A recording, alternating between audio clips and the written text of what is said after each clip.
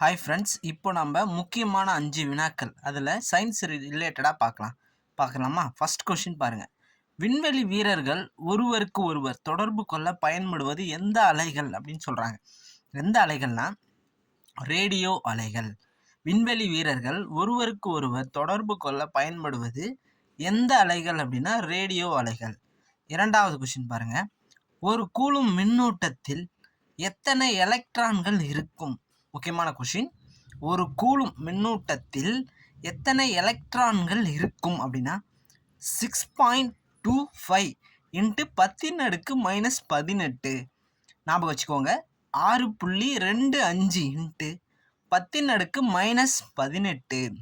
ஒரு கூலும் மின்னோட்டத்தில் எத்தனை எலக்ட்ரான்கள் இருக்கும் அப்படின்னா 6.25 இன்ட்டு 10⁻18. அடுத்தது மூன்றாவது கொஷின் பாருங்கள். சவுண்டு, அதாவது ஒலி அலைகள் எதில் மிக வேகமாக பரவுகின்றன? எதில்னா உலோகங்கள்.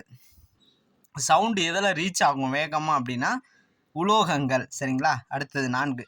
மனிதனின் குரலானது எங்கு உருவாகிறது?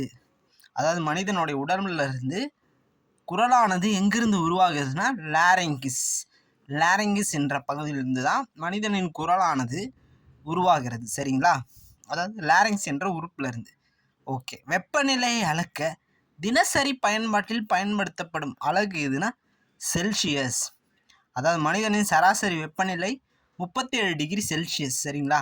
இப்போ நம்ம ஹாஸ்பிட்டல் போனால் செல்சியஸ் ரேஞ்சில் பார்ப்பாங்க. அதாவது 37 டிகிரி செல்சியஸ் வெப்பநிலையை அளக்க தினசரி பயன்பாட்டில் பயன்படுத்தப்படும் அலகு. சரிங்களா?